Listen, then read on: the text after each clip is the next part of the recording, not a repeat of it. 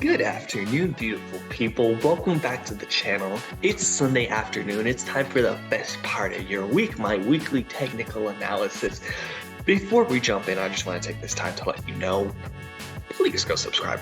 Go down, exit full screen, go down, click that little subscribe button, and click the little thumbs up icon right next to it, just so I know that you guys are appreciating all the hard work and consistency that I'm putting into this, because I appreciate all the people who take the time to watch my videos all the way through, which is a small percentage, by the way. And I would just really appreciate the support as I try to grow this channel and make better content more consistently moving forward. So, with that out of the way, let's go ahead and jump into the charts. Alright, now we are starting off on the daily time frame for the Russell 2000, starting off on some small cap stocks. Really not too much to see here, still trapped inside of this channel. We did come up to the top, kind of wicked, reject back off. We're being supported by our 20 moving average right now, so we will kind of continue to see how this plays out. Is this 20 going to carry us up and through? Maybe, maybe not. We might break it back to the downside. We might come back up for another wick and rejection.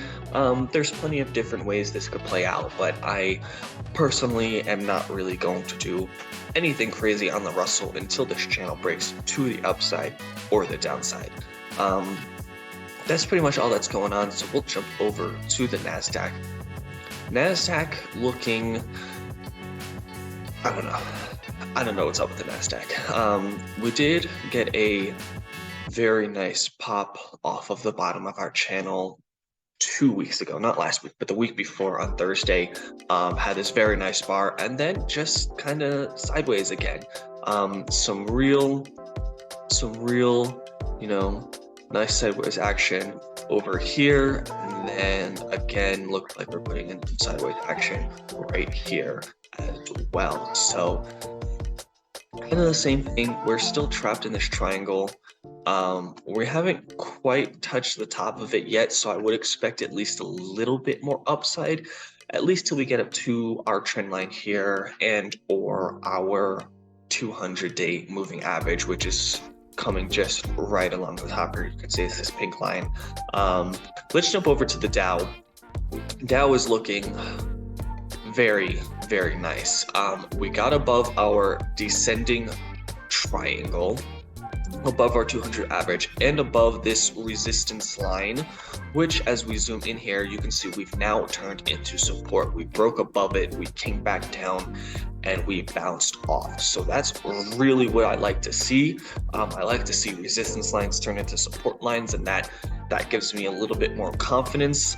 So if you wanted to trade the Dow, I would wait until we popped above this line right here, which is going to be a high of 33,987. Wrong candle.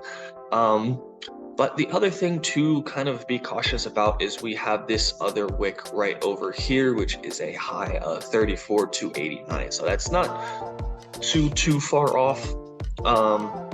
And I wouldn't want to go long at say 34,000 and then immediately run into resistance 200 points later, because if I was taking this trade, I would be targeting several hundred points as a swing trade. But just some things for consideration. The Dow is looking like the best market. It is currently holding up the best. And I said several weeks ago, the Dow typically does better in bear markets, and you are kind of seeing that play out. So really interesting to see what price action does this week. Are we going to keep, moving upwards and kind of gaining steam here?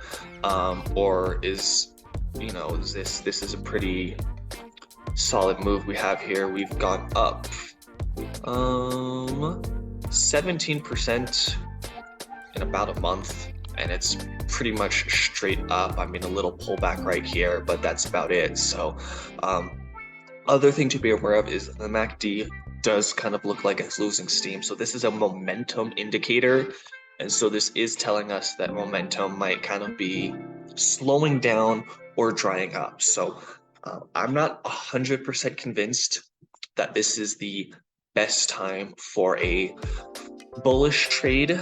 but it is definitely looking like the best index that I am currently tracking. So real quick, we're going to jump over to John Deere. I do have an open trade on this position. Zooming out to the weekly time frame, this is a really nice looking chart. We're just kind of breaking out of our consolidation zone. I also drew this line here. This is a gap, so we did fill that gap. The only thing left is the fair value gap, which is the second line up here at 446, and that is actually what I'm targeting. So my position is currently up about 55-60% maybe. It is an option, so it's leveraged. It's not like, you know, this is a stock position. That's crazy talk. It is up about 55-60%. I am targeting 100%, which should put it right about $430, which is actually the call option I bought. I bought the 430. So continue to keep an eye on that. If you are following along with my trades and you did happen to take this when I alerted you guys, fantastic. You should be up, you know, quite a solid amount. Just remember, this is not financial advice. That's never financial advice. I'm never telling you to go buy or sell something. Always do your own research. You know, always perform your own due diligence, and don't come crying to me if you lose money because I said something might be a good idea. All right, with that out the way, we're going to jump into this week's stock of the week, or this week's trade of the week, which is American Eagle Outfitters. Ticker symbol is AEO. So we're actually going to start out on the monthly time frame. Just to kind of highlight, you can see it goes up, it goes down, it goes up, it goes down. It goes way up, it goes way down. It goes up, it goes down. It goes way up, it goes way down. It goes way, way up, it goes way, way down. And we are currently down. This is also a fairly decent level of support. This is a very strong long-term support level. We have gone way the heck up there and come way the heck down. So we are currently down. Why do you do this? Stop, I can't see. Okay. We have come down as much as 75%, currently down about 67%. Going back to the daily time frame, and I'll stretch it so you guys can see, we have this beautiful rounded bottom being put in place. I mean, this is just textbook rounded bottom. Rounded bottoms are a fantastic way to trade, at least in my experience. They often premeditate, you know, some pretty serious upside potential, and so what I'm looking at is we have this. I need to stretch this again. I thought that was going to be better. Okay. We have this 200 moving average coming down. It's at 1389. We also have this wick back over here, which is at 1418. So that's kind of what we're looking for. I personally would wait for maybe not that 14 level, but if we could get above this level, kind of the top of our rounded bottom here, and the 200 moving average, you can see there is some kind of resistance here, some, I don't know, order blocks pushing us lower as well as our average. If we can get above that, I would very seriously consider a long position on this. That's what I'm looking at this week. Thank you guys so much for watching. I love each and every one of you. You guys are the absolute best. If you made it this far, what are you doing? Go subscribe. Go smash that like button. Show me some love. And you guys have a fantastic trading week. Love you all. Peace out, homies.